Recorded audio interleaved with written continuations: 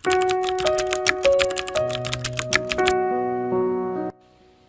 result came, and it's really sad. Kaya ka madalas mahilo, sumakit ang ulo, at kung minsan ay sumusuka dahil meron kang stage 3 cancer.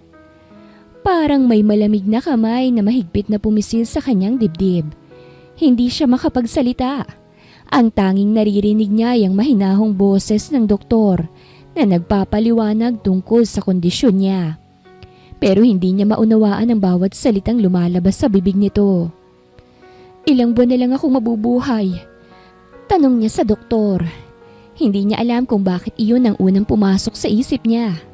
Ilang taon? Ilang buwan? Kaya pa bang gamutin? Let's just hope na tatagal ka pa ng 100 days. Tahimik lang siyang nakaupo. Pilit na pinoproseso ang lahat. Hindi niya namalayang tumutulo na pala ang luha niya.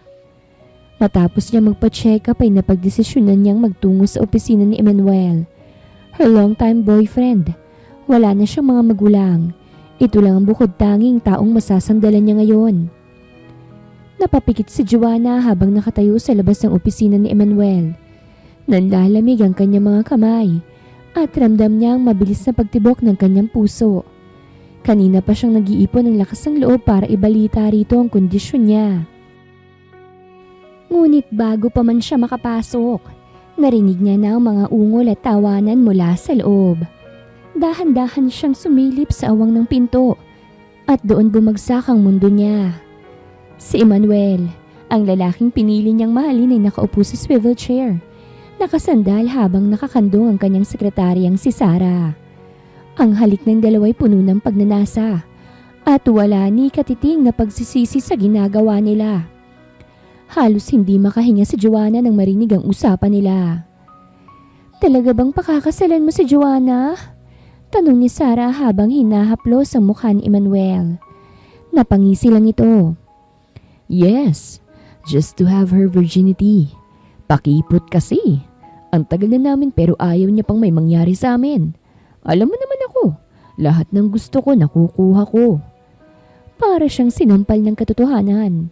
Ang sakit ay parang isang matalim na kutsilyong bumaon sa kanyang puso. Lahat ng pinagsamahan nila, lahat ng sakripisyong ginawa niya para sa relasyon nila, lahat pala yun ay isang malaking kasinungalingan. Kinuhanan niya ng litratong dalawa at sinend niya yun kay Gavin. Break na tayo! Isa kang manluloko! Message niya rito. Pinunasan niya ang luhang pumatak sa kanyang pisngi bago mabilis na lumakad palayo. Hindi niya na kailangang marinig pa ang iba.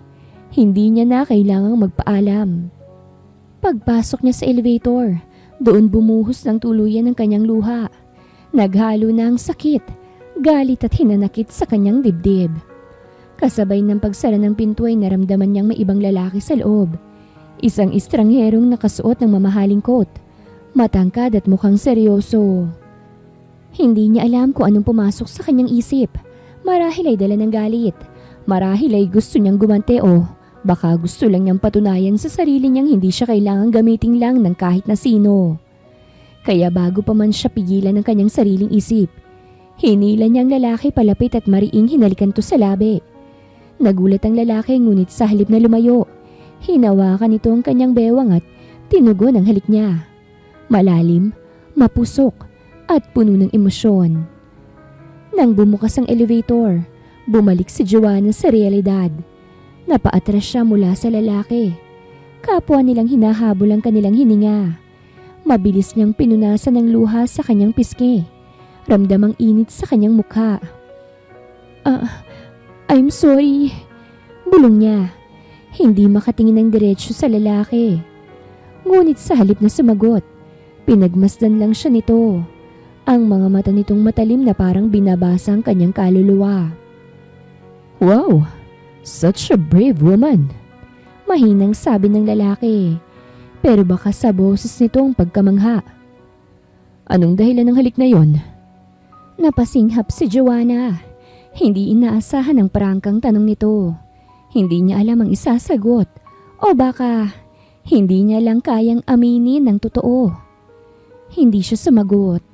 Sa halip, yumuko siya at mabilis na lumabas ng elevator. Ano bang kalokohan ang ginawa ko? Inis na sambit ni Joanna, tinampal pa ang kanyang noo. Pag-uwi niya sa kanyang apartment, doon lang niya tuluyang ibinuhos ang lahat ng emosyon. Hindi lang dahil sa pagtataksil ni Emmanuel, kung hindi dahil sa katotohanang konting panahon na lang natitira sa kanya. Napatingin siya sa salamin at pinagmasdan niya ang sarili. Buong buhay niya naging maingat siya na isinakripisyo ang sarili para sa ibang tao na naniniwala sa pag-ibig. Ngayon ay wasak at naghahanap ng dahilan para mabuhay kahit saglit pa. Maya-maya, tumunog ang kanyang cellphone. Isang hindi pamilyar na numero. Nag-aalangan siyang sagutin ngunit sa huli, pinindot niya ang sagot. Hello? Joanna Segovia? Napapitlag siya.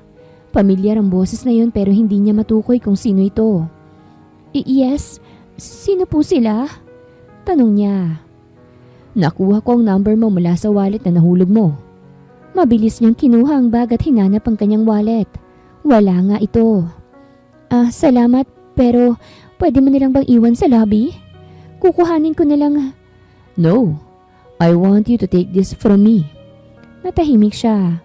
Dahil baka sa boses ng lalaki ang pag-uutos nito sa kanya. Teka, kilala ba kita? Kunot noong tanong ni Joanna mula sa kabilang linya. Let's just say na kilala kita, but you didn't know me. So if you want to take your wallet, come to the address that I will send you. Magsasalita pa sana sa Joanna ngunit naputol na ang tawag. Napabuntong hininga na lamang siya. Ang daming nangyari sa kanya ngayong araw. Halos hindi niya alam kung ano bang dapat niyang unahin. But she needs that wallet. Naroroon ang mga ID at ATM cards niya. Bigla ay tumunog ang cellphone niya at hudyat yon na may text message.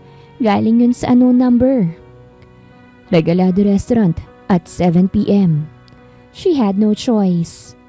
Napabuntong hininga na lamang sa Joanna at nagdesisyon na puntahan ang address na natanggap niya. Wala siyang ibang pagpipilian. Mahalaga ang wallet niya. At sa totoo lang, gusto rin niyang malaman kung sino ang estrangherong ito. Pagdating niya sa lugar, napahinto siya. Isang high-end restaurant ang nasa harapan niya. May naka-private section sa loob kung saan naroroon ang isang lalaking nakaupo. May hawak na baso ng alak. Lumapit siya at doon niya nakilala kung sino ito. Ang lalaking hinalikan niya sa elevator. Napakurap siya at hindi alam kung anong mararamdaman. Sit down. Malamig ngunit matigas ang utos nito. Hindi niya alam kung bakit siya sumunod pero umupo siya sa harap ng lalaki. Inilapag nito sa lamesa ang wallet niya, ngunit hindi niya agad kinuha. Kilala ba kita? Tanong niya. Pinipilit niyang itago ang kaba sa boses. I mean, aside from the elevator? Ngumiti ito, ngunit may halong misteryo ang tingin sa kanya. Why? Are you scared? Balik tanong ng lalaki na hindi naman kagad nasagot ni Joanna. Wala kang dapat ikatakot sa akin, Joanna. Tila paninigurado nito sa kanya. Iba ang dating ng boses nito sa tuwing binibigkas nito ang pangalan niya. Tinitigan siya nito sa kamarahang nagsalita. Joanna Segovia, 26 years old, graduate ng Business Administration. Only child, wala nang magulang, at may taning na ang buhay. Parang hinigop ang kaluluwa niya sa narinig. Paano mo nalaman? Halos bulong niyang tanong. Inilapit ng lalaki ang sarili sa kanya. Ang titig nito'y matalim ngunit puno ng hindi maipaliwanag na emosyon. I know you, Joanna. At alam kong may 100 araw ka na lang para mabuhay. Nanginig ang kamay niya sa ilalim ng mesa. Papaanong nalaman nito ang tungkol sa kanya? Sino ba talagang lalaking to? Bigla ay tumunog ang cellphone ni Joanna. Naka-on ang notification ng kanyang social media. At nang tignan niya ito, muntik na niyang mabitawan ang device sa gulat. Trending ngayon si Emmanuel at ang kanyang secret girlfriend. Nakalagay sa headline, CEO Emmanuel Villarreal, nahuling may ibang babae habang may fiancé. May kasamang mga larawan, mga kuha sa loob mismo ng opisina nito. Malinaw na malinaw ang mukha ni Emmanuel habang yakap si Sarah. ang sekretarya nito. Ang iba pang mga litrato ay mas matindi pa. Mga stolen shots ng dalawa habang magkasama sa iba't ibang lugar. Tila matagal nang nagkikita ng palihim. Nanlamig ang katawan ni Joanna. Hindi lang pala siyang nakakaalam ng pagtataksil ni Emmanuel. Ngayon, buong mundo na. Dahan-dahan niyang ibinaba ang cellphone pero hindi nakaligtas sa lalaki sa harap niya ang pamumutla ng kanyang mukha. Kaya mo pa ba? Malamig ngunit may bahagyang pag-aalala sa tinig nito. Tumingala siya rito. Pilit na itinatago ang sakit at pagkalito. Sino ka ba talaga? At bakit alam mong tungkol sa akin? Paano mo nalaman? Tahimik ang lalaki sa loob ng ilang segundo bago niya inilapag sa mesa ang isang business card. Napatingin si Joanna rito. I'm Felix Trinidad, the president of FT Island Enterprises. Nanlaki ang mga mata niya. Hindi lang basta-bastang lalaki ang kaharap niya. Isa itong big time na negosyante.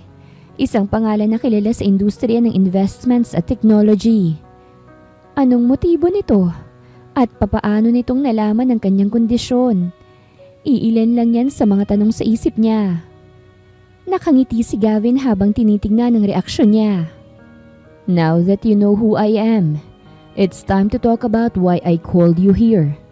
Nag-aalangan man, pero hindi napigilan ni Joanna ang magtanong. At ano naman yun?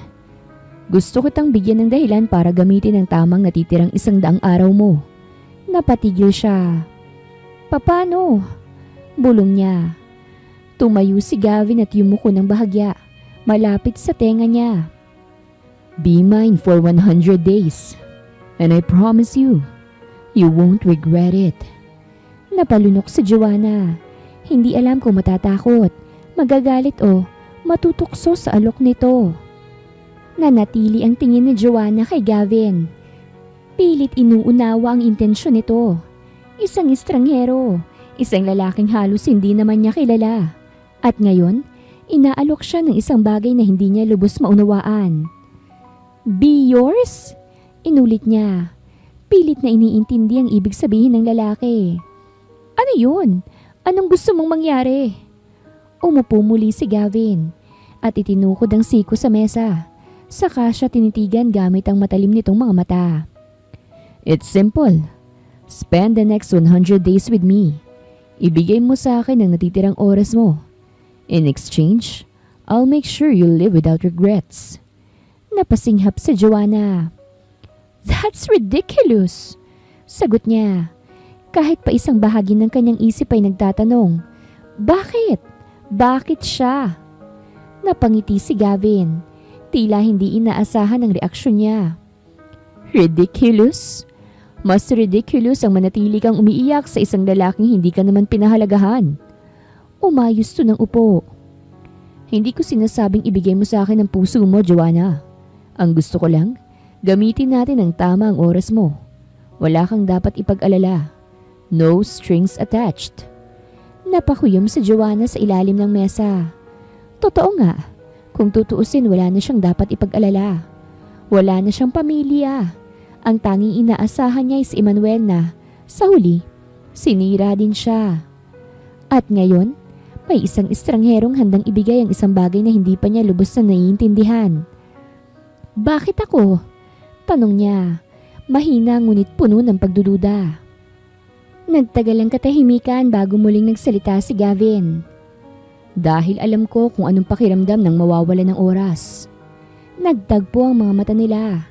Sa unang pagkakataon, nakita ni Joanna ang isang bagay sa likod ng malamig na maskara ng lalaki. Isang piraso ng emosyon na hindi niya maipaliwanag. Nanatili siya sa pagkakaupo. Pinoproseso ang lahat. Tila napansin naman ni Gavin ang pag-aalinlangan niya. Kaya tumayo ito at kinuha ang cellphone niya sa mesa. Save my number. Inilagay nito ang contact nito sa phone niya. Saka muling itinulak pabalik sa kanya. I won't force you. Pero kung gusto mong mabuhay nang hindi puro sakit ang nararamdaman mo, call me. Naglakad itong palayo ngunit bago pa ito tuluyang mawala sa paningin niya, muli itong lumingon. At, Joanna, anya, may bahagyang ngiti sa labi. Kung tatawagan mo ko, siguraduhin mong handa kang sumugal. Iniwan siya ni Gavin sa mesa, habang siya naman ay nanatili ron at nakatitig sa numerong nakasave sa cellphone niya. Napatingin naman siya sa notification screen ng cellphone niya, kung saan patuloy pa rin ang pagtrend ng balita tungkol kay Emmanuel at kay Sarah. Ang mga tao sa social media may kanya-kanyang opinyon. May mga nagagalit, may mga nagtatanggol, ngunit iisa lang ang totoo. Wala nang babalikan si Joanna. Ano pa nga bang mawawala sa akin? Bulong niya sa sarili. Napahinga siya ng malalim, saka hinanap ang bagong contact sa kanyang phone. Gavin Salazar. Nanginginig ang daliri niya habang tinatap ang dial button. Ilang segundo lang, agad itong sinagot. Joanna, why so fast? Malamig ngunit pamilyar na boses ni Gavin ang bumungad sa kabilang linya. Saglit siyang natahimik bago muling naglakas loob na magsalita. Tell me, Gavin. Mahina ngunit matapang ang boses niya. Anong mangyayari sa loob ng 100 days? Narinig niya ang bahagyang tawa ng lalaki mula sa kabilang linya. That's for me to know. And for you to find out. At kung sakali, nag-atubili siyang magsalita. Ngunit itinuloy ang sasabihin. Paano kung magbagong isip ko? Then you can leave anytime. Sagot ni Gavin, tila sigurado sa bawat salita. Pero isang bagay ang sigurado ako, Joanna. After this, you will never be the same. Napakurap siya. May kung anong kilabot na gumapang sa kanyang katawan. Hindi dahil sa takot kung hindi sa hindi maipaliwanag na kabat excitement. Saglit siyang napatingin sa paligid, sa mga taong abala sa kani-kanilang buhay, sa mga ilaw sa labas ng bintana, sa sariling refleksyon niya sa salamin. Sa huling pagkakataon, huminga siya ng malalim. Okay, Gavin. I accept your offer. That's good. Nakangiting sambit ni Gavin mula sa kabilang linya. Kinabukasan, maagang gumising si Joanna. Malalim pa rin ang iniisip niya tungkol sa desisyong ginawa niya kagabi. Tama nga bang ginawa niyang pagtanggap sa alok ni Gavin? Hindi niya alam. Pero isa lang ang sigurado niya. Wala na siyang balak bumalik pa sa dati. Paglabas niya sa apartment, isang itim na luxury car ang nakaabang sa tapat ng kanyang gusali. Paglapit niya, bumaba ang driver at magalang na binuksan ang pinto para sa kanya. Miss Segovia, iniuutos po ni Sir Gavin na ihatid kita sa mansyon. Sabi nito. Napalunok si Joanna. Wala nang atrasan. Dahan-dahan siyang pumasok sa loob ng sasakyan at agad itong umandar patungo sa destinasyong hindi niya alam kung dapat niyang ikatakot o ikatuwa. Pagdating sa mansyon ay hindi siya makapaniwala sa nakikita niya. Isang napakalaking mansyon ang nakatayo sa harapan niya. Hindi lang basta maganda, kung hindi malapalasyong arkitektura na tila hindi galing sa panahong to. Mamahaling puting bato ang bumabalot sa buong istruktura. May malalaking haligi at malakatedral na bintana. Sa paligid ay may malalawak na hardin at sa gitna ng fountain ay isang rebultong hindi niya matukoy kung sino ang kinakatawan. Napalunok siya. Sino nga ba talaga si Gavin? Bago pa siya makapag-isip ng husto, bumukas ang malaking pintuan ng mansyon. At doon, sa harap ng engranding hagdanan, nakatayo si Gavin. Nakasuot ng isang eleganteng black dress shirt na bahagyang nakabukas ang ilang butones. Pinapakita ang matipunong dibdib. Nakalagay ang isang kamay sa bulsa ng slacks nito, habang ang isa'y may hawak na baso ng alak. Ang presensya niya ay parang isang hari na naghihintay sa pagdating ng isang bagong laruan. Nagtagpo ang mga mata nila. Ngumiti si Gavin ngunit may bahid ng misteryo sa kanyang ekspresyon. Welcome to my home, Joanna. Ang ganda at ang laki ng bahay mo. Sambit ni Joanna habang palingalinga sa paligid. Hindi maitago ang paghanga sa engranding mansyon. Napangiti si Gavin. Inikot ang baso ng alak sa kamay niya bago marahang lumapit. Nagustuhan mo ba rito? Tanong niya. May bahagyang mapanuksong tono sa boses. Napakunot noo si Joanna. What do you mean? Gusto mo bang manatili rito? Hindi alam ni Joanna kung biro yun o seryoso. Ngunit ramdam niya ang bigat ng bawat salitang binibitawan ng lalaki. Lumapit pa si Gavin. Halos maramdaman na niya ang presensya nito. You agreed to spend the next 100 days with me, Joanna. Kaya simula ngayon, ako nang magpapasya kung paano mo gagamitin ang nalalabing panahon mo. Pagpasok nila sa salas, natigilan si Joanna. Hindi siya makapaniwala sa nakita niya. Isang eleganteng sofa. May ilang bisita na nag-uusap at tumatawa. Mga taong halatang mayayaman at makapangyarihan. Ngunit sa lahat ng naroroon, dalawa lang ang agad niyang nakita. Si Emmanuel at ang kabit nitong si Sarah. Magkatabi sila. Halatang komportable sa isa't isa. Si Sarah ay nakasandal sa balikat ng dating kasintahan niya. At si Emmanuel naman ay mukhang relax na relax habang umiinom mula sa isang mamahaling baso. Parang sinampal ng realidad si Joanna. Ang lalaking minahal niya, pinagkatiwalaan at halos ialay ang buong puso niya. Ngayon ay nasa harapan niya. Masaya kasamang babaeng sumira sa kanila. Naramdaman niya ang biglang paghigpit ng hawak ni Gavin sa kanyang bewang. Tanda na napansin nito ang kanyang reaksyon. Let's go. Mabilis na napatingin sa kanya si Emmanuel. Halata ang gulat sa mukha nito. Pero agad din yung napalitan ng hindi maipaliwanag na ekspresyon. Parang hindi nito alam kung paano tatanggapin ang presensya niya sa lugar na yon. Si Sarah naman ay napangiti ng may pang-iinsulto. Oh, is that you, Joanna? Tanong nito at tinapik pa ang braso ni Emmanuel na tila ipinapakita kung sinong nanalo sa kanila. Mabilis na binawi ni Joanna ang kahit anong emosyon na gustong lumabas sa kanya. Hindi siya pwedeng magmukhang kawawa sa harapan nila. Kaya't imbis na lumingon kay Emmanuel, mas lalo niyang inilapit ang sarili kay Gavin at hinawakan ang braso nito. Tila isang babae na komportable sa kanyang kasama. Napansin niyo ni Gavin at napangiti. Alam ang gustong iparating ni Joanna. Kaya sa halip na magsalita, pinatong niyang kamay sa likod nito. Isang malinaw na pahayag na pagmamay-ari niya ito. Well, she's with me. Sagot ni Gavin na parang nagtataka kung bakit kailangang itanong pa yon. She's very special to me. Nanlaki ang mata ni Emmanuel. What do you mean? Nagtaas ang kilay ni Joanna at bahagyang ngumiti. Kahit naramdam niyang nanginginig ang mga kamay niya. Oh, hindi mo ba alam? Gavin and I are together now. Halatang nagdilim ang mukha ni Emmanuel. That's impossible, Joanna. Hindi mo siya kilala. Go away! Ngunit bago pa ito makatapos ang sasabihin niya, bumagsak ang baso ni Gavin sa lamesa. Gumagawa ng tunog na nagpagulat sa lahat. Napatingin kay Gavin ang lahat ng naroroon. Excuse me?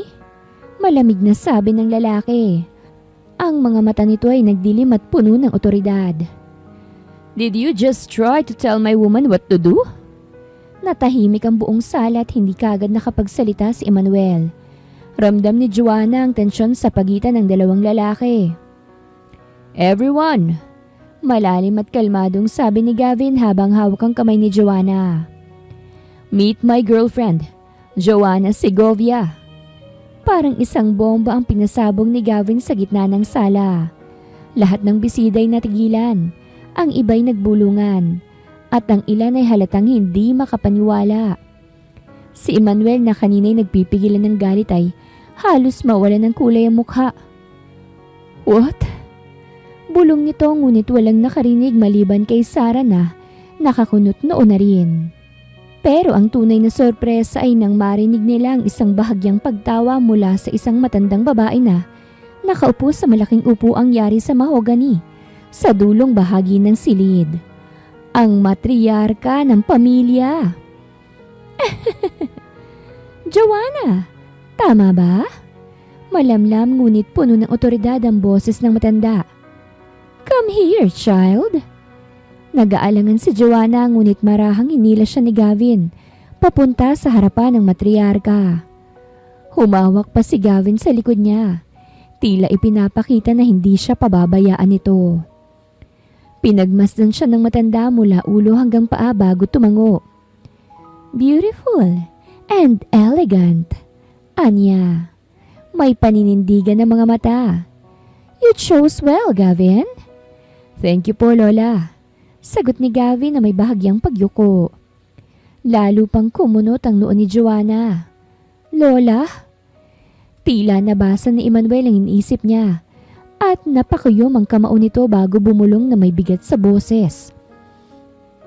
Gavin is my uncle. Halos mapaatras si Joanna. Ano? Tinignan niya si Gavin na parang hinihintay ang paliwanag nito. Ngunit isang misteryosong ngiti lang ibinalik sa kanya ng lalaki. Surprised?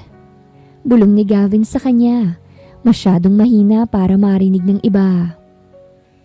Hindi mo sinabi sa akin. Bulong niyang pabalik.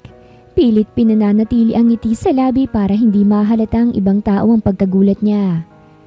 You didn't ask. Sagot ni Gavin bago marahang hinalikan ang gilid ng ulo niya. Bilang isang formal na pagpapakita ng pagmamahal sa harapan ng lahat. Nakita niya kung papaanong lalong nagdilim ang ekspresyon ni Emmanuel. Pero hindi niya yun inintindi. Mas matimbang ang isang bagay sa isip niya ngayon. Bakit siya ipinakilala ni Gavin bilang fiancé? Ano ba talagang plano ng lalaking ito? Nang hindi siya makapagsalita, ay dinala kagad siya ni Gavin sa isang pribadong veranda para makapagpahinga. Nang makaupo na sila, saka lang unti-unting nag-sink in kay Joanna ang lahat. Napahawak siya sa ulo niya. Gulat na gulat. OMG! I kissed my ex-boyfriend's uncle! Bulong niya sa sarili. Hindi makapaniwala sa nangyari. Narinig yun ni Gavin at napangiti ito habang nakasandal sa upuan. Ininom ang mamahaling alak na nasa baso niya. That you did. Anya, bahagyang sumasandal sa kanya. Napatingin siya rito ng masama. And you knew? And you didn't stop me! Napangisi si Gavin. Ang mapanuksong ngiti nito ay tila isang lalaking sanay sa ganitong sitwasyon. Why would I? I enjoyed it. Napalunok si Joanna. Lalo lang niyang naalala kung gaano katindi ang halikan nilang dalawa sa elevator. Oh my goodness! Hindi niya alam kung dapat ba siyang mahimatay sa kahihiyan o sa katotohanang nagustuhan din niya yon. Pero teka, hindi kasi halata.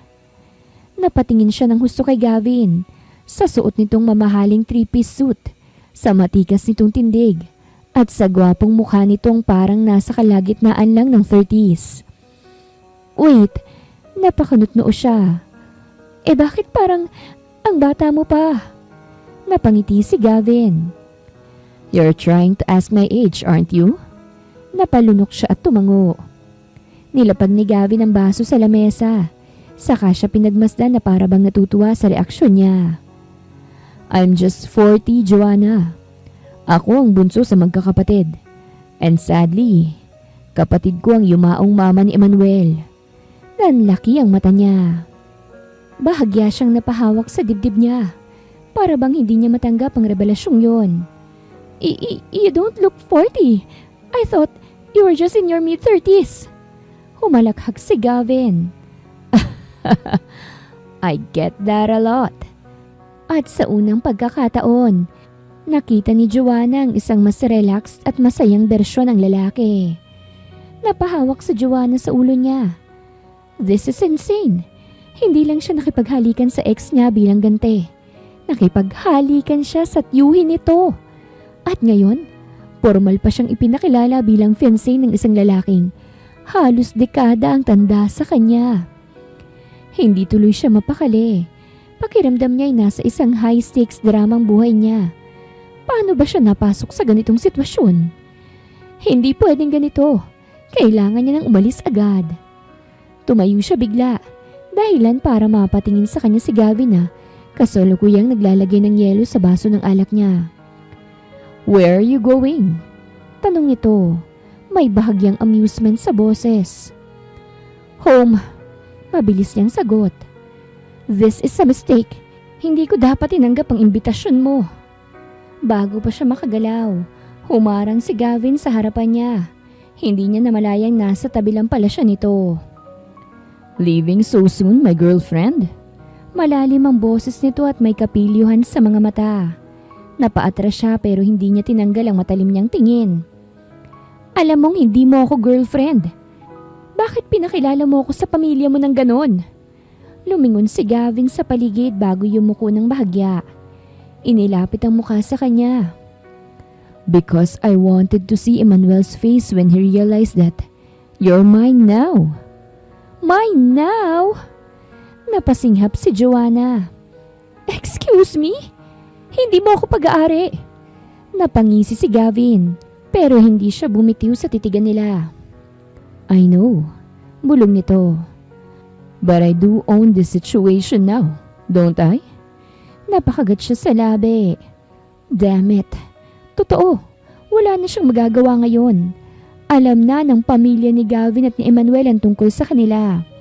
Kung bigla siyang tatakbong paalis, siguradong pagdududahan siya ng lahat. At hindi rin niya pwedeng pabayaan si Emmanuel na isipin na nasaktan siya sa panluloko nito. Ayaw niyang bigyan to ng satisfaction. So she took a deep breath, straightened her back, and looked Gavin in the eye. "Fine," anya, pilit na pinakakalma ang sarili. "I'll play along, for now." Napataas ang kilay ni Gavin, tila naiintriga. "For now?"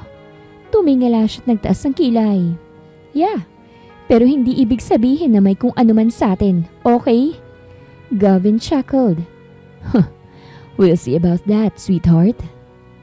At sa hindi malamang dahilan, may kung anong kuryente na dumaloy sa katawan ni Joanna. Hindi dahil sa takot kung hindi sa paraan ng pagtawag sa kanya ni Gavin.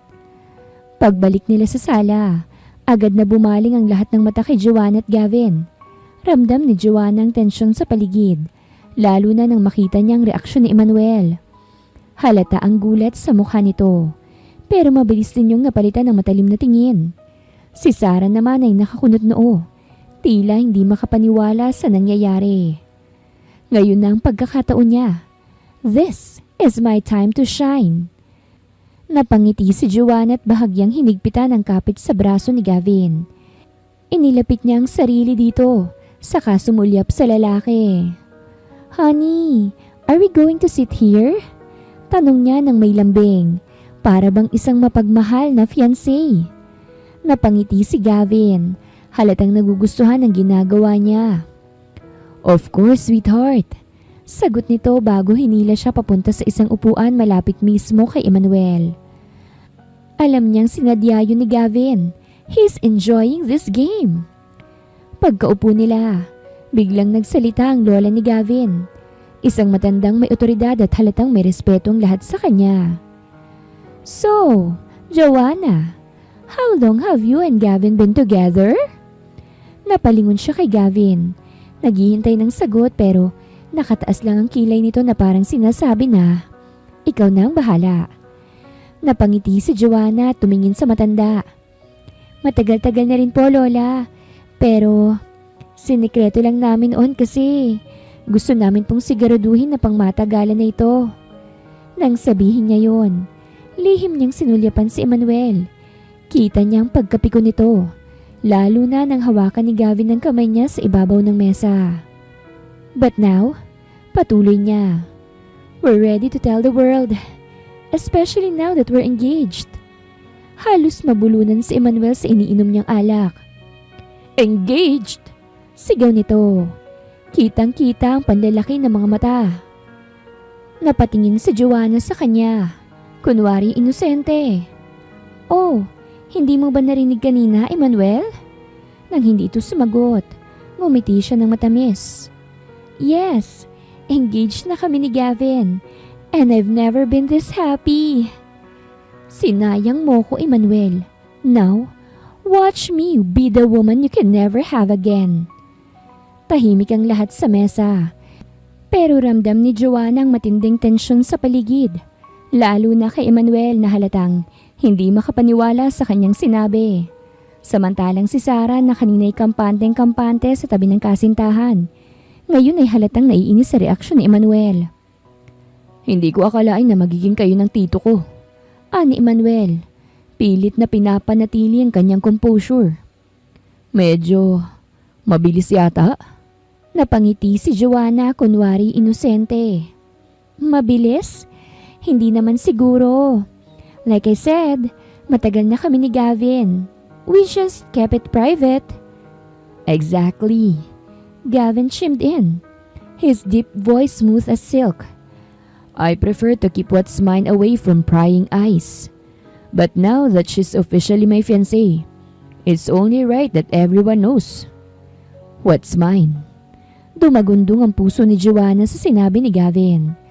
Alam niyang kasali lang ito sa palabas nila. Pero bakit parang may kakaibang kilabot siyang naramdaman? Samantalang si Sarah ay napairap, halatang naiinis sa presensya ni Joanna. Oh please! Anya, may bahagyang pangmamaliit sa boses. Sigurado ka bang hindi ka lang ginamit ni Gavin para pagsilosin ng ibang babae? Napataas ang kilay ni Joanna. Wow! The audacity! Gavin, however, let out a low chuckle. Sarah, you should know by now that I don't play games. When I want something, I get it. And I don't waste my time on temporary flings. Natahimik si Sarah, halatang napahiya. Napangiti si Joanna at hinawakan ang braso ni Gavin. Mas lalong ipinapakita sa lahat kung gaano sila ka-close. And that's what I love about him. Anya, sinadya ang lambing sa kanyang boses. Muli niyang sinulyapan si Emmanuel. Nakuyom na ang kamao nito, halatang naiinis sa nakikita. Good! Now you know how it feels. Well, ani Gavin, pinutol ang tensyon sa pagitan nilang lahat. Let's toast to new beginnings. Kinuha ni Joanna ang kanyang baso at nagtaas ng kilay kay Emmanuel bago ngumiti ng matamis. To new beginnings. Bulong niya bago dahang-dahang uminom. Hindi inaalis ang tingin sa dating kasintahan. Emmanuel clenched his jaw while Sarah desperately tried to act unaffected. Nagpatuloy ang hapunan pero hindi pa rin humuhupa ang tensyon sa paligid. Si Emmanuel ay tahimik na lang pero halatang iritable. Habang si Sarah naman ay pilit itinatago ang inis sa kanilang dalawa ni Gavin. Biglang nagsalita si Gavin. Sapat na lakas ng boses para marinig ng lahat.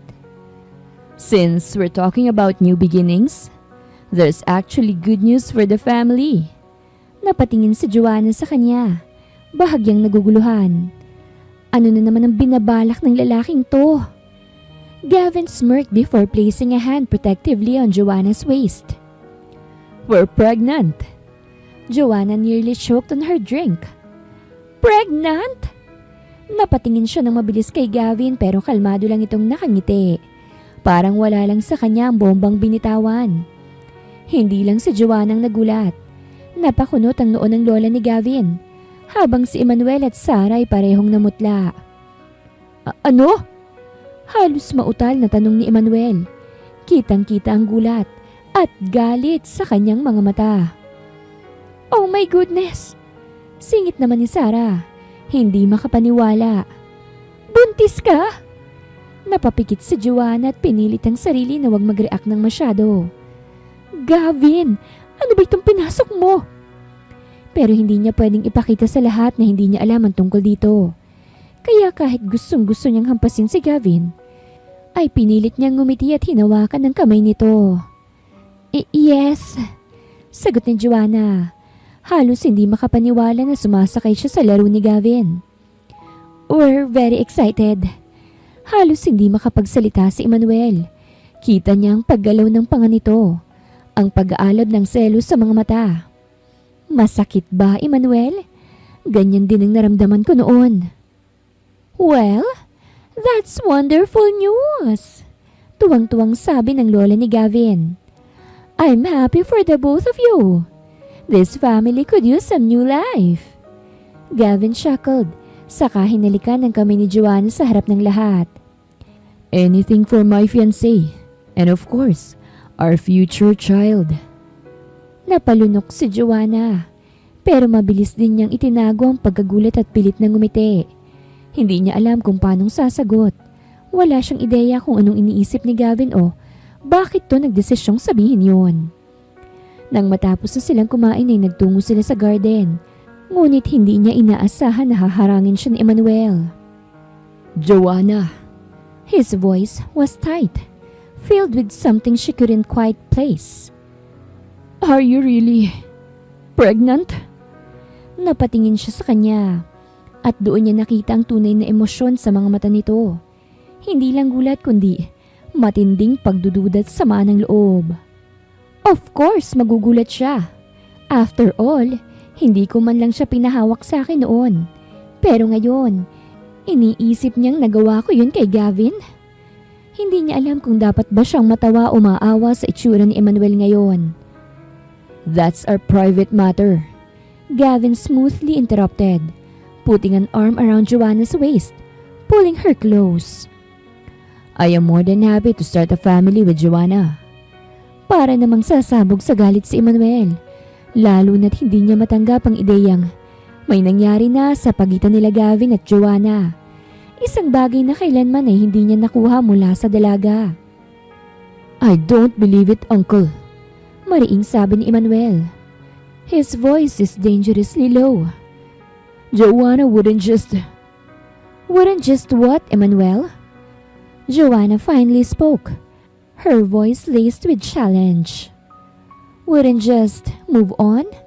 Wouldn't just be with another man? News flash! Hindi umiikot ang mundo ko sa'yo." Emmanuel gritted his teeth. "You were mine." "I was never yours."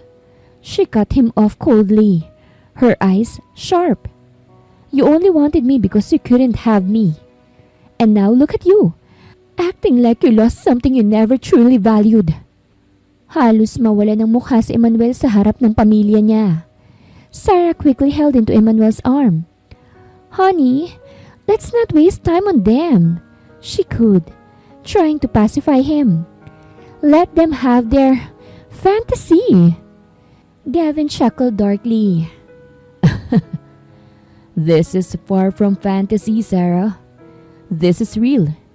And I can assure you, Joanna will never have to deal with cheaters ever again."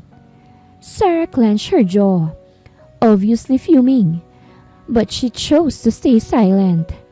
Meanwhile, Joanna felt a rush of satisfaction. Finally, naipakita niya kay Emmanuel kung anong nawala sa kanya. Habang nasa tahimik at maliwalas na hardin ng mansyon, nakaupo ang buong pamilya sa paligid ng isang eleganteng mesa. Ang mga ilaw mula sa maliliit na chandelier na nakasabit sa mga puno ay nagbigay ng romantikong ambience. Ngunit para kay Emmanuel, ang pakiramdam niya ay para siyang nilamon ng kadiliman. Si Joanna ay nakaupo sa tabi ni Gavin, habang ang matriarch ng pamilya, ang lola nila, ay may hawak na tasa ng tsaa.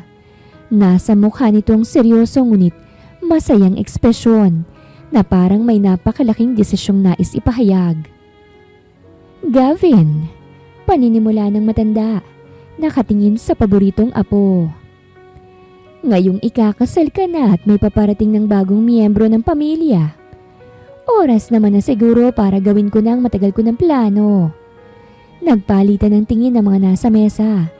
Si Joanna, bagamat hindi pa rin alam ang tunay na intensyon ni Gavin sa pagdadamay sa kanya sa kalukuhang to, ay tahimik na lang na naghihintay ng sasabihin ng matanda. Pinunasan ng lola ang kanyang labi gamit ang panyo bago muling nagsalita. "I have decided to transfer all my properties, businesses, and wealth to you, Gavin. Lahat ng pagmamay-ari ng pamilya ay magiging sa inyo, lalo na para sa ikakabuti ng magiging anak ninyo ni Joanna."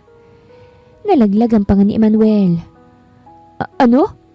Napaatras siya sa kinauupuan niya. Hindi makapaniwala. "Lola, bakit?" Tahimik si Gavin ngunit may bahagyang ngiti sa labi habang hinahaplos ang kamay ni Joanna. Kunwari masayang-masaya sa balita. Samantalang si Joanna naman ay halos malaglag sa inuupuan niya. "Wait, ano na naman ba itong napasok ko?" Ngunit ang tunay na gulat ay kay Emmanuel. Nalilisik ang kanyang mga mata at kitang-kitang pagtitimpi niya sa sarili. Lola, paano naman ako? Hindi ba ako parte ng pamilyang to? Napabuntong hiningang matanda. Emmanuel, matagal ka nang hindi responsable sa mga ginagawa mo. Wala kang ibang inatupag kung hindi ang sarili mong luho, babae at pag-aaksaya ng yaman ng pamilya. Hindi mo ipinakita na kaya mong pamahalaan ng kahit na ano. Kaya't pasensya na. Pero wala akong nakikitang dahilan para ipagkatiwala ko sa iyong ari-arian ko. Parang binagsakan ng langit at lupa si Emmanuel. Hindi ito maaari. Hindi maaari. Ako ang una mong apo. Dapat ako ang tagapagmana, hindi si Gavin. Gavin finally spoke, his voice calm yet sharp. You lost that privilege the moment you prioritized your own pleasure over responsibility. Muntik nang sumabog sa galit si Emmanuel, pero nang lumingon siya kay Joanna, lalo siyang nayanig. Nakangiti ito pero hindi mapagkakaila ang kasiyahang nakasilay sa mga mata nito. At doon niya napagtanto, ito ang karma niya. Si Joanna ang babaeng sinaktan niya. Ngayon ay may higit pa sa lahat ng inaasahan niyang makukuha sa buhay. At siya, wala. Pagkalabas nila Emmanuel at Sarah mula sa hardin, agad silang sumakay sa sasakyan ni Emmanuel. Halos sumabog sa galit ang lalaki. Mahigpit na hawak ang manibela habang mariing nakatitig sa daan. That bastard! Sigaw niya. Malakas na hinampas ang dashboard. Paano nangyari to? Ako ang dapat na tagapagmana, hindi si Gavin. At lalong hindi ang babaeng yun. Nakasandal si Sarah sa upuan. Nakataas ang kilay at nagpipigil ng ngit-ngit. Hindi ko rin maintindihan kung paano nangyari to. Just a few days ago, she was nothing but your pathetic girlfriend. Ngayon, fiancé na siya ng isang bilyonaryo. And pregnant? She's lying. Mariing sagot ni Emmanuel. Walang paraan na nabuntis siya ni Gavin. Alam kong wala pang nangyayari sa amin ni Joanna. At imposibleng sa ibang lalaki na siya agad nagkaroon ng anak. Sarah smirked, her fingers tapping on her lap. Then, we just need to prove it. If Joanna's lying about the baby, Lola will be mad at them. At kapag bumagsak si Joanna, babagsak din si Gavin. Nag-isip si Emmanuel. He refused to accept that he lost everything in just a day. Hindi pwedeng basta na lang siyang magpapatalo. We need proof, he muttered. Something that will expose them in front of everyone. Sarah smirked. Leave it to me. Alam ko kung paanong mahuhuli ang isang babae sa kasinungalingan. And if she really is carrying Gavin's baby, then we destroy her before she even gives birth. Napangisi si Emmanuel. Fine, let's make them suffer. Joanna thinks she won this game, huh? She has no idea what's coming. Kinabukasan, habang abala si Joanna sa pag-aayos ng kanyang kwarto sa mansyon, isang katulong ang kumatok sa pinto.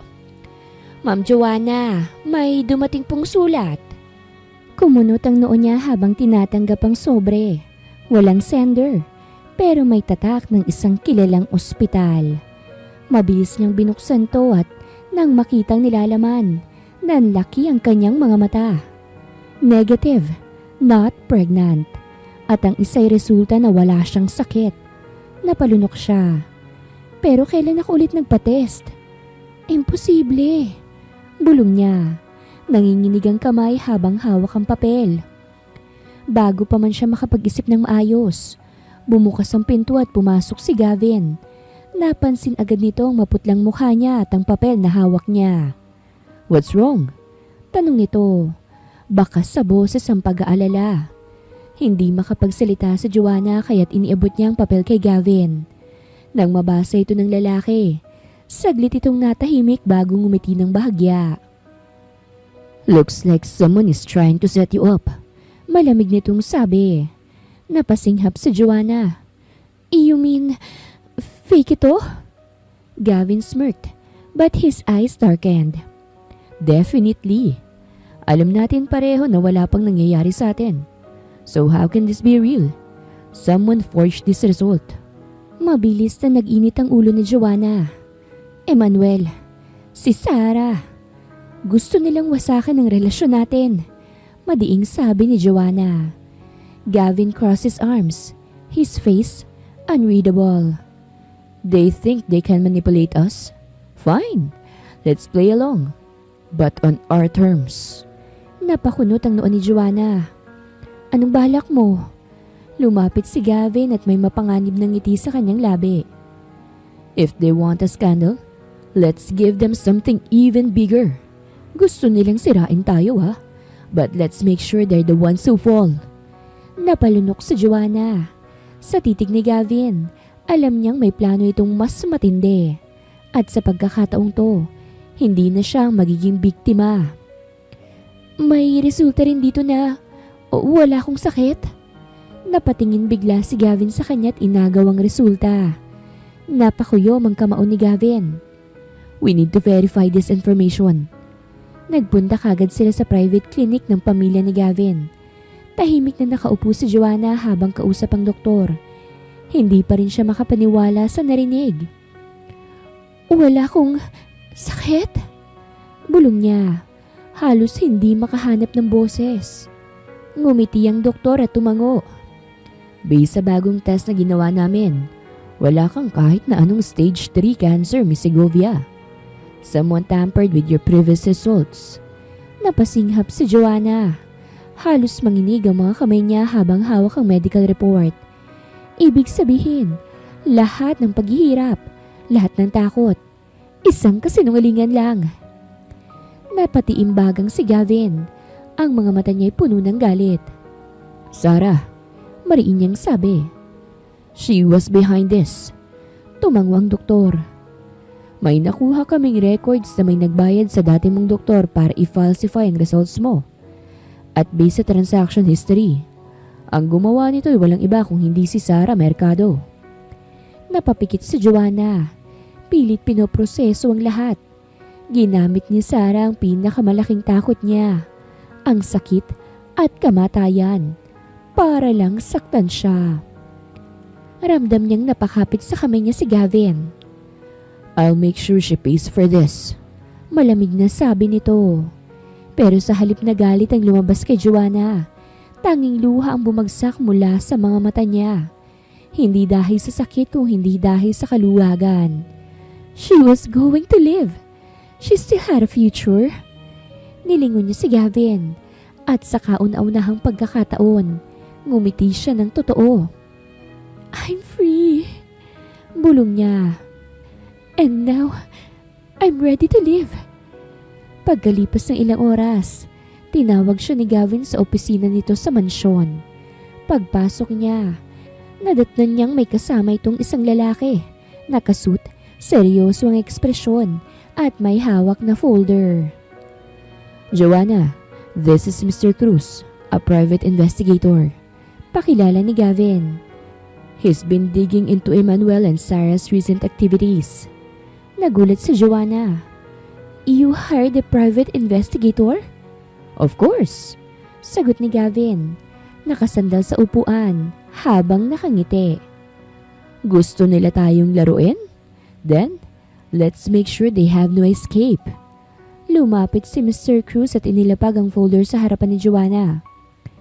We found something interesting, Miss Joanna. May koneksyon ang peking pregnancy test result sa isang doktor na madalas kausap ni Sarah sa ospital. Mabilis na binuksan ni Joanna ang folder at nanlaki ang mata niya nang makitang mga larawan. Si Sarah, kausap ang isang doktor, may ibinibigay na sobre. She bribed a doctor? Yes, sagot ni Mr. Cruz. At hindi lang yun. May ibang dokumento pang peke na maaaring gamitin laban sa inyo. Mariing napapikit si Joanna sa folder. They really won't stop until they destroy me. Gavin smirked, pero ang mga mata niya'y malamig. Then, let's make the first move. Tumingin siya kay Mr. Cruz. I want you to leak this information. Pahapyaw lang. Enough para magkaroon ng duda ang mga tao kay Sarah. And let's set a trap. Napatingin si Joanna kay Gavin. Anong ibig mong sabihin? Ipapakita natin sa kanila na hindi tayo biktima. This time, tayong magpapabagsak sa kanila. Napangiti si Joanna. Matagal siyang pinahirapan nila Emmanuel at Sarah. Ngayon, oras na para sila naman ang mawalan ng lahat. Kinabukasan, gumising si Joanna sa sunod-sunod na tunog ng notification sa kanyang cellphone. Nang tignan niya, bumaha na ang mga messages at articles sa social media. Sara Mercado, posibleng sangkot sa pagpeke ng medical records. Doktor at sekretarya, iniimbestigahan sa bribery scandal. Anong sekreto ang itinatago ng fiancé ni Emmanuel? Napangiti si Joanna. Perfect! Lumabas siya ng kwarto at bumaba sa dining hall, kung saan nakaupo na si Gavin habang nagkakape. May hawak itong tablet at mukhang inaabangan ang bawat development ng kanilang plano. Magandang umaga. Bati ni Gavin nang makita siya. Mukhang trending ng ginagawa nating laro ah. Hindi ko alam kung matutuwa ako o matatakot. Sagot ni Joanna habang naupo sa tabi niya. Gaganti lang tayo pero parang lumalaki na ang gulo. Gavin chuckled. Well, hindi ko kasalanan na mahina ang kalaban natin. They made it so easy. Maya-maya, tumunog ang cellphone ni Joanna. Isang tawag mula sa hindi pamilyar na numero. Nagkatinginan sila ni Gavin bago niya ito sinagot. Hello? Joanna! Galit na boses ng babae ang sumalubong sa kanya. Si Sarah. Napangisi si Joanna. Mukhang nasukol na siya. Ano bang problema mo? Sigaw ni Sarah. Ikaw bang may pakana ng mga lumalabas sa balita? You're ruining my life. Pinaglaruan ni Joanna ang tasa ng kape niya. Oh, bakit ako? Alam mo namang hindi ako mahilig sa ganyan, di ba? Huwag kang magpaka-inosente. Halos pumutok na ang ugat sa boses ni Sarah. You think you can take everything from me? Hindi mo alam kung anong kaya kong gawin. Napatingin si Joanna kay Gavin na nakataas lang ang kilay habang pinakikinggan ang usapan nila. Bumuntong hininga si Joanna at bumaling muli sa telepono. Ganito na lang, Sarah. Kung gusto mong malinis ang pangalan mo, magkita tayo. Tonight. Just you and me. Tahimik si Sarah sa kabilang linya. Or pwede kang magtago at hintayin na tuluyang masira ang reputasyon mo. Dagdag pa ni Joanna. Bago pa makasagot si Sarah, ibinaba na ni Joanna ang tawag. Nilingon niya si Gavin na ngayon ay nakangisi ng mapanganib. So, it's time, sabi ni Gavin. Are you ready for the real fun, Joanna? Napangiti si Joanna. More than ever. Lumipas ang gabi at dumating ang araw ng pagkikita nila ni Sarah sa mansyon. Hindi mapakali si Joanna habang naghihintay sa Grand Hall. Pero alam niyang hindi siya maaaring umatras. Makalipas ang ilang minuto, bumukas ang malalaking pinto at pumasok si Sarah. Galit, balisa at mukhang hindi nakatulog ng maayos. Ano na naman bang palabas to, Joanna? Mariing tanong ni Sarah. You already ruined me. Ano pa bang gusto mo? Tahimik lang si Joanna, pero kita sa mata niya ang kumpiyansa. Hindi niya kailangang magsalita dahil may mas malaking plano si Gavin. Ilang segundo pa lang ang lumipas, biglang lumitaw si Gavin kasama ang kanilang private investigator at ilan ring mga abogado. Inilapag nila ang ilang dokumento sa lamesa. Sara Mercado. Nagsalita si Gavin. Ang tinig niya ay malamig. Narito ang ebidensya ng bribery mo sa doktor para mapeke ang pregnancy test results ni Joanna. Alam mo bang isa itong criminal offense?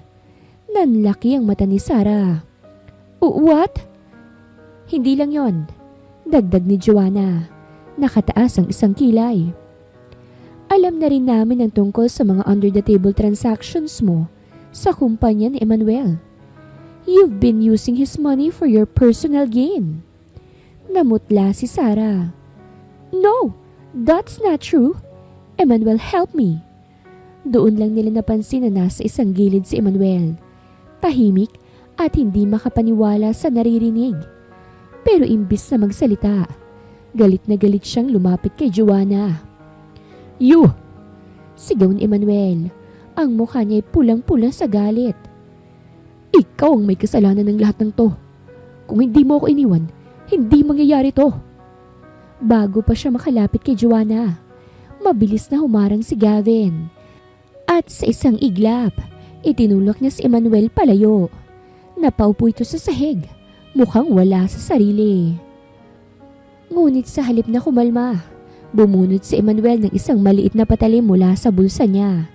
Nanlilisik ang mga mata niya habang dahang-dahang lumalapit kay Joanna. Kung hindi kita makukuha, wala nang makakakuha sa'yo. Bulong niya. Nag-freeze si Joanna. Hindi siya makagalaw. Pero bago pa mahawakan ni Emmanuel ang kamay niya, isang malakas na suntok ang bumagsak sa mukha nito. Si Gavin. Napahandusay si Emmanuel sa sahig. Duguan ang labi. Mabilis na pumasok ang mga gwardya at agad siyang inaresto. Let me go! Sigaw niya habang pilit siyang nilalayo ng mga pulis. Joanna! Mahal kita! Please! Pero hindi na siya nilingon ni Joanna. Tahimik siyang lumapit kay Gavin na nakatitig lang sa kanya. Napansin niyang may konting sugat ito sa kamao. Okay ka lang ba? Okay lang ako. It's just that no one can touch what's mine. Nanlaki ang mata ni Joanna. Pero bago pa siya makasagot, kinuha ni Gavin ang kamay niya at dahan-dahang hinalikan yon. At mula ngayon, bulong ni Gavin, you'll never have to fight alone again. Napapikit si Joanna. Ramdam ang init ng hawak ni Gavin. Sa unang pagkakataon, hindi na siya natatakot. Dahil sa wakas, nakalaya na siya. Nang gabi na yun ay nagpasya silang mag-celebrate ni Gavin. Natawa si Joanna habang tinutungga ang kanyang baso ng alak. She felt lighter than ever. Walang cancer. Wala nang problema. Bulong niya sabay inabot ang bote para muling magsali ng alak sa baso niya.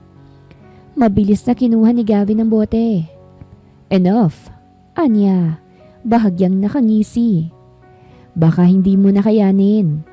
Napairap si Joanna at sinubukang kunin ulit ang bote. Pero masyadong mabilis si Gavin. He was sitting too close. Give me that! Anya, pilit na inaabot ang bote. Ngunit sa isang mabilis na kilos, nahila siya ni Gavin at hindi niya namalaya na nasa kandungan na niya ito. Nanlaki ang mga mata ni Joanna. Gavin! You're so stubborn. Bulong ni Gavin. Ang mga mata niya'y nakatitig sa kanya sa paraang hindi pa niya nararanasan noon. Something shifted between them. Dati, naroroon ang inis, ang paglalabanan. Pero ngayon, may kakaibang tensyon sa pagitan nila. Hindi niya alam kung ang alak bang may kasalanan o ang adrenaline na dulot ng kalayaan na nararamdaman niya ngayon. Pero bago pa niya mapigilan ang sarili, hinila niya si Gavin papalapit.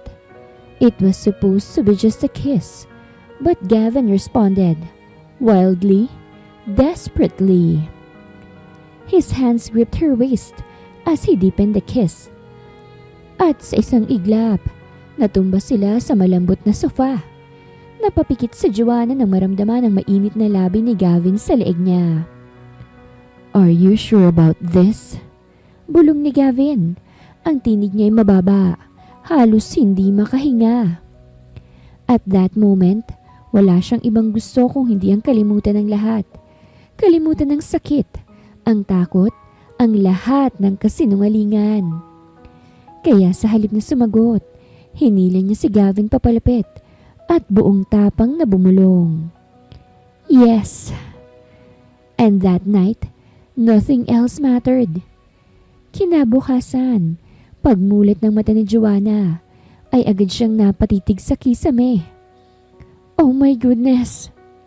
Napabalikwas siya ng bangon at napansin ang puting kumot na nakabalot sa katawan niya. Nagpanting ang tenga niya nang maalala ang nangyari kagabi. Gavin, alak, halik, at higit pa. Shucks! Bulong niya habang hawak ang ulo. What have I done? Biglang bumukas ang pinto at doon siya tuluyang natulala. Gavin stood there, freshly showered, wearing only sweatpants. Basa pang buhok nito at may nakakalokong ngiti sa labi. Good morning, sweetheart. Anya, may bahagyang pangaasar sa tinig. Huwag mo akong tawagin ng ganyan. Naiinis na sabi ni Joanna. Mabilis na bumalot ng mahigpit sa kumot. Lumapit si Gavin, casual na umupo sa gilid ng kama. Bakit? I remember you calling me something sweeter kagabi. Ano nga ulit yun? Baby? Love? Napalunok si Joanna. Tumigil ka! Ngunit sa halip na tumigil, lalo pang lumalim ang ngisi ni Gavin. Bakit? Wala ka namang pagsisisi kagabi ah. In fact, ikaw pa nga ang mas... Sinabi ko nang tumigil ka! Hinagisan niya ito ng unan, pero mabilis itong naiwasan ni Gavin. Natatawa pa nga. Relax. I won't tease you too much. For now. Napapikit si Joanna. Hindi alam kung haharapin ng lalaking ito. Pero isang bagay ang sigurado niya. Hindi na siya muling iinom sa harapan ni Gavin. Pagkatapos maligot magbihis, bumaba si Joanna para mag-agahan. Umaasang hindi na siya aasarin ni Gavin. Pero agad niyang nalaman kung gaano siyang nagkamali. Nakita niya itong nakaupo sa pagkainan. Nakangiti habang nakatukod ang siko sa mesa. Oh, you're finally here. Anya, nag-alala na ako eh. Baka pagod ka pa kasi sa... Huwag mo nang tapusin yan. Mabilis na putol ni Joanna habang naupo. Tumawa lang si Gavin at nagpatuloy sa pagkain. Akala niya'y tapos na ang panunokso pero nagulat siya nang biglang pumasok ang matandang lola ni Gavin sa silid kainan. Good morning mga apo. Bati ng matanda saka tumingin kay Joanna na parang nagliliwanag ang mukha. At ikaw, Joanna, mukhang blooming ka ngayon, iha. Nabilaukan siya sa iniinom na juice. Blooming? Napansin ba nitong pamumula niya? O ang awkward niyang kilos? Nag-usap na kami ng abogado ko. Biglang sabi ng matanda. Dahilan para mapatingin si Joanna at Gavin. Since nagbunga ng relasyon ninyo, iho, tuluyan ko nang ililipat ang mana sa iyo at sa magiging anak ninyo. Napatingin si Joanna kay Gavin, pero mas nagulat siya sa itsura nito. Hindi man lang mukhang nag-aalala. Bagkus, ay mukhang aliw na aliw pa sa sitwasyon. That's great news, Lola. Gavin replied, pero may makahulugang kislap sa mata habang nakatitig kay Joanna. Ibig pong sabihin, kailangan na nating paghandaan ng kasal, hindi ba mahal? Nalaglagan pa nga ni Joanna. Kasal? Nagkibit balikat si Gavin at kumindat sa kanya. Well, we did celebrate last night after all. Halos mahulog si Joanna sa kinauupuan niya. Ang lakas talagang mang-asar ni Gavin. Pagkatapos ng agahan, nagmamadaling umakyat si Joanna sa kanyang silid. Hindi niya alam kung papaanong haharapin ang sitwasyong to. Kasal? Mana? Magiging anak? Hindi to pwede. Kailangan niyang umalis bago pa lumala ang lahat. Kaya't dali-dali niyang kinuhang bag niya. Pero bago pa man siya makalabas ng pinto, bumukas ang pinto at pumasok si Gavin. Nakapamewang at may pilyong ngiti. Mukhang may balak ang takasan ako, sweetheart. Napaatres si Joanna. Mahigpit na hinawakan ng strap ng bag niya. Gavin, this is crazy. Hindi tayo pwedeng magpakasal. Hindi naman ako buntis eh. Tumawa lang si Gavin at sumandal sa pinto. Harang ang daan palabas. Hindi ka sure. May nakakalokong ngiti sa labi nito. Stop it, Gavin. I'm serious. And I am too. Sa tingin mo ba, after what happened last night, hindi ka mabubuntis? We didn't use protection, Joanna. Bigla ay napaisip siya. Gavin is right. There's a possibility na magbunga ang nangyari sa kanila kagabi. Nagulat siya nang biglang lumuhod si Gavin at may hawak na isang kahon na naglalaman ng isang eleganteng singsing. Marry me, Joanna. Anya, ngunit hindi yun isang tanong. Isa itong deklarasyon. Wait, what? Napaatras siya. Gulat na gulat. Hindi ba dapat pang 100 days lang to? Ngumiti si Gavin. Ang tipikal niyang pilyong ngiti. Pero sa pagkakataong to, may kasamang lalim sa mga mata niya. I changed my mind. Changed your mind? Halos hindi makapaniwala si Joanna. Gavin, ano bang pinagsasasabi mo? Tumayo si Gavin at inilapit ang mukha sa kanya.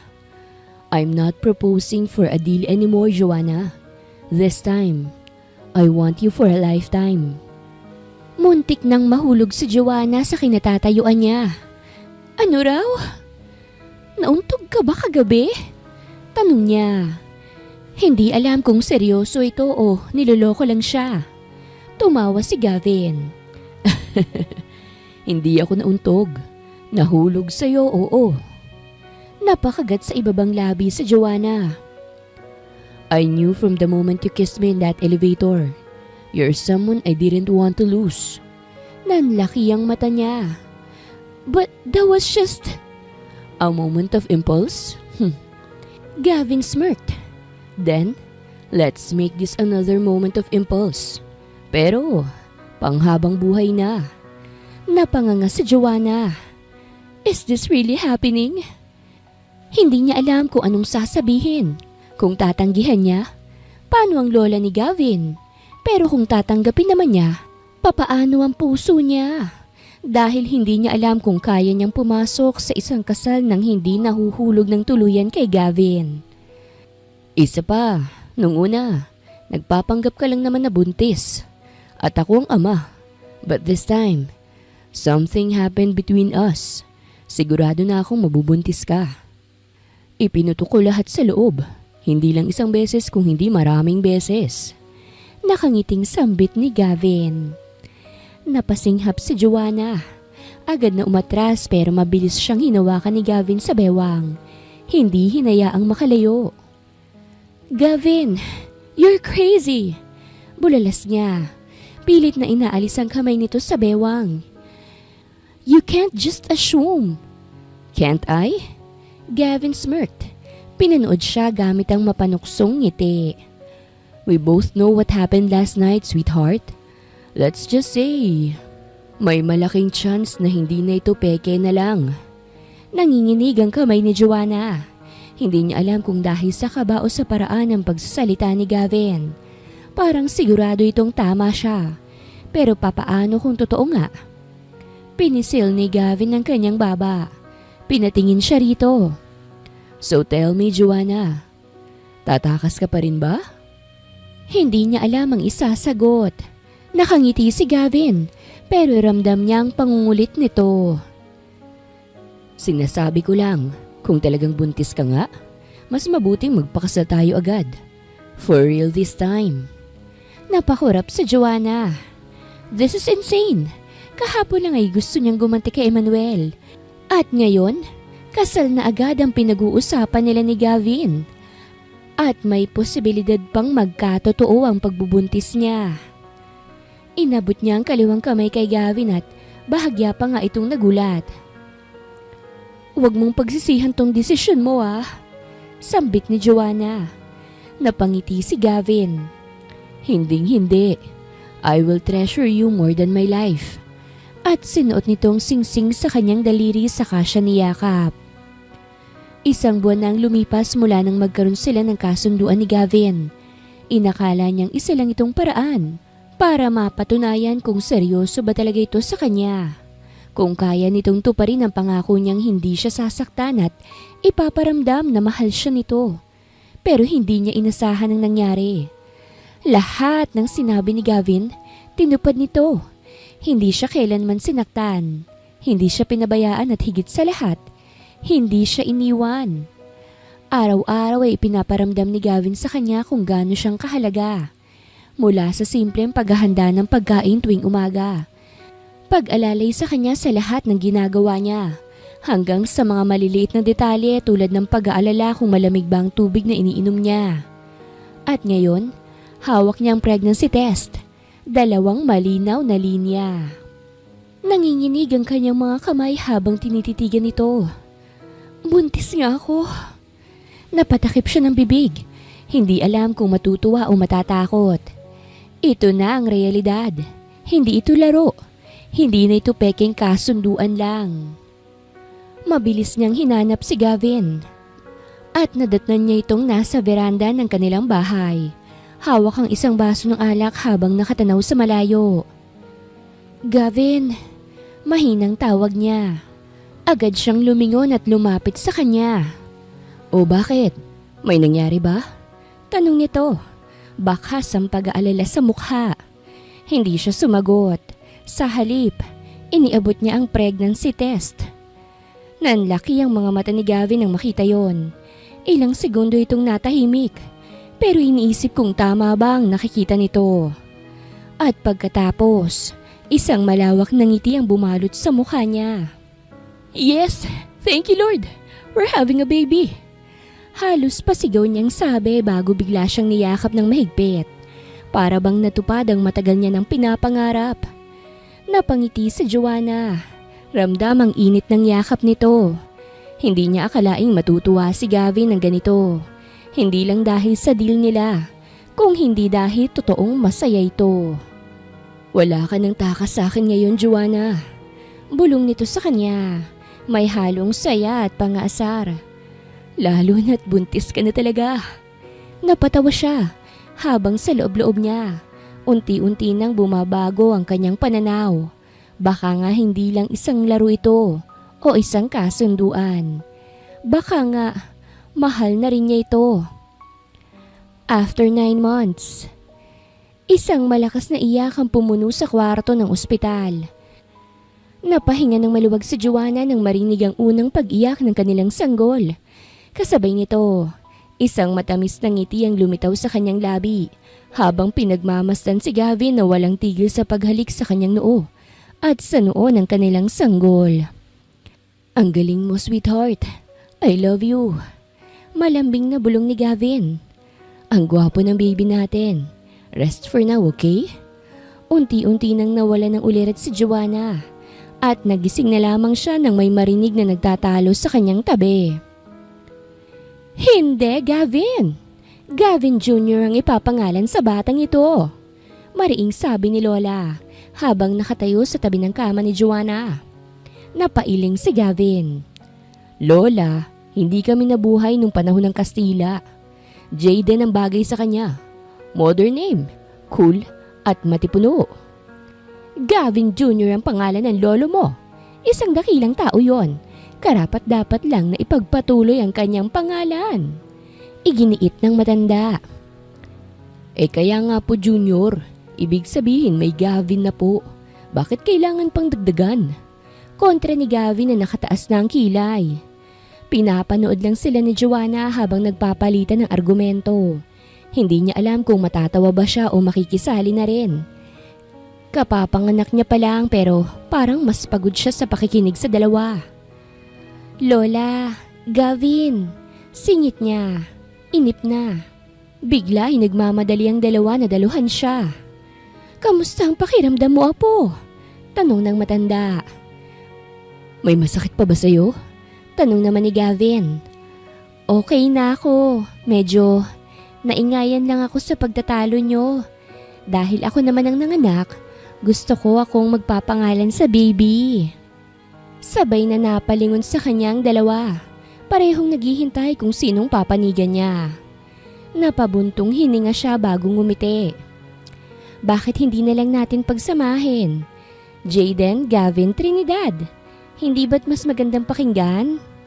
Nagkatinginan sina Gavin at ang lola nito. Mukhang ayaw pa ring sumuko ng dalawa. Pero alam nilang may punto si Joanna. Sa huli, napangisi si Gavin na tumango. Pwede na rin. Ang lola naman niya'y napanguso pero tumango na rin. Matanda na ako para makipagtalo. Maganda namang pinagsama eh. Napatawa na lang si Joanna. O ayan, tapos na ang naming war. Salamat mahal ko. I love you. And congratulations sa atin, Mommy Joanna. I love you too. Congratulations din, Daddy Gavin. Sa pag-ibig, minsan ay hindi kailangan ng mahabang panahon para masabi mong mahal mo ang isang tao. Dahil kahit ano pang tagal ng relasyon nyo, kung hindi kayang makontento ng lalaki at hindi kayong itinadhana ng Diyos, maghihiwalay at maghihiwalay kayo. Sa kabila ng lahat ng sakit at pagtataksil na pinagdaanan niya kay Emmanuel, natagpuan niya ang isang pag-ibig na hindi niya inaasahan. Kay Gavin, isang pag-ibig na dumating ng biglaan, pero mas totoo at mas matibay kesa sa akala niya. Wakas!